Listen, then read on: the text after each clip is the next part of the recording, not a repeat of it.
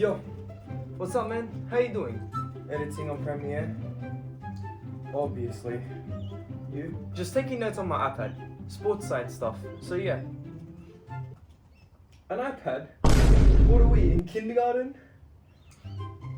Well, nah, like it's literally a computer that lifts the weight with me. You know what I'm saying?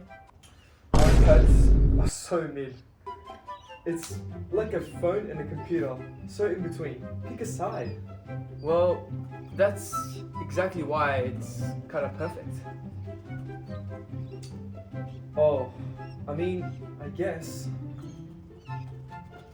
Wait. A hybrid?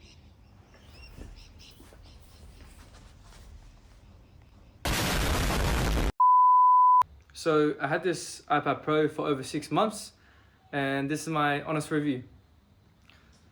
Let's talk about the design. It's really thin, and once you hold it, you actually appreciate how thin it is. It's 5.3mm thin, or 0.21 inches, so basically half a centimeter. The iPad Pro is also light. For the Wi-Fi 11-inch model, which is this one, it weighs 444 grams, or 0.98 pounds. You might be thinking, no one asked for a thin iPad, but it actually kind of makes sense, because you can hold it with one hand and write it on like a notebook. It's light, simple, and easy to use. I picked up the black version, and I was actually worried that the paint would chip, but with normal use, it holds up pretty well. Features. The screen is OLED with ProMotion, 120Hz, which is a key difference between the iPad Pro versus the Air and the standard iPad. You don't need 120Hz, and I don't either, but it's just a nice thing to have. And once you use it, you can't go back. The iPad Pro uses a tandem OLED display, meaning two OLED layers stacked together. This allows brighter screen up to 1600 nits of peak HDR brightness, better power efficiency, and reduced pixel wear. The resolution size is 2420 x 1668, and the pixel per inch is 264. And the contrast is excellent, with deep true blacks. Here's the difference between the A16 and the iPad Pro.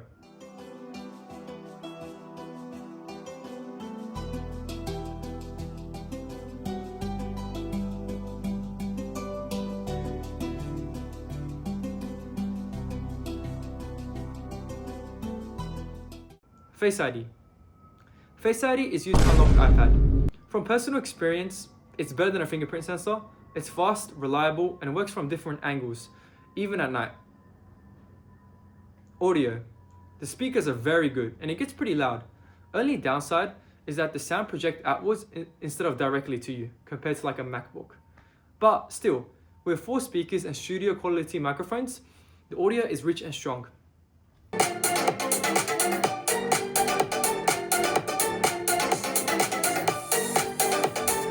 Cameras. Honestly, the cameras are fine, except for the front. The cameras feel outdated. 2016 vibes is grainy and struggles, especially in low light. It just gives up. The front is 12 megapixels and the aperture is 1.8, and the rear is 12 megapixels too. It's decent but not amazing. But realistically, most people don't use iPad cameras that much anyways, so it doesn't really matter. But it's just good for basic scanning documents, reference photos, and quick clips and cheeky selfies. LiDAR is included. It's useful for 3D scanning and room measurements, though it's pretty niche, but you know, hey, at least it has some usage. Mac integration. If you have a MacBook, the iPad can act as external monitor, which is very useful. Performance. This iPad Pro runs on an M5 chip, a 3nm chip. This model has 9 cores of CPU, 10 cores of GPU, and 12 GB of RAM. Higher storage models get more RAM and 1 extra CPU core. Honestly, it's overkill for iPad, and most users just browse, take notes, or use apps. But for normal use, it's more than enough. And it's also good for future-proofing, since devices slow down over time with updates and battery wear. And the iPad Pro is one of the fastest tablets available. There's new connectivity too, such as the N1 chip, supports Bluetooth 6, Thread, and Wi-Fi 6, 30 to 50% faster than the Wi-Fi 6E. The memory bandwidth is 153 gigabytes per second, which is 30% faster than previous gen. It also supports hardware accelerated ray tracing and mesh shading. Let's talk about the battery life. The battery is around approximately 8,000 milliamp hour. And with general use, it's 11 hours, such as YouTube browsing notes. Heavy gaming, such as Fortnite and Call of Duty, and max graphics, 4 hours. Casual gaming, such as Brawl Stars, Clash Royale, 8 hours. And overall, it's great. It lasts all day and perfect for normal use. Pros and cons. Pros. It's light and thin, very powerful, and it has a very stunning display. And it's actually getting closer to a Mac experience. Cons.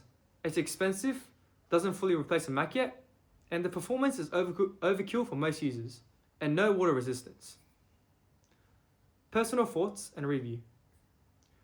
People think the iPad is inconvenient because it's in between, like a midpoint of a phone and a computer, which they are correct, but this is where it shines. Because it grabs the good aspects of both and combines them. That's why it's oddly perfect.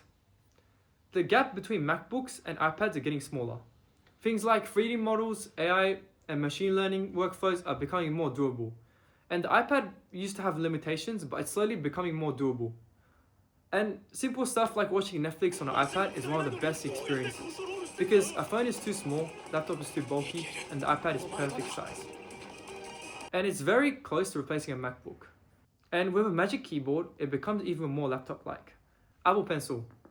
I bought the Apple Pencil because I love to draw casually, and it's perfect for artists at any level.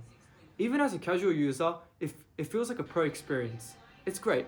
It has features like hovering and actions such as squeeze. When you squeeze the pencil, it switches between the current tool and the eraser. Double tap.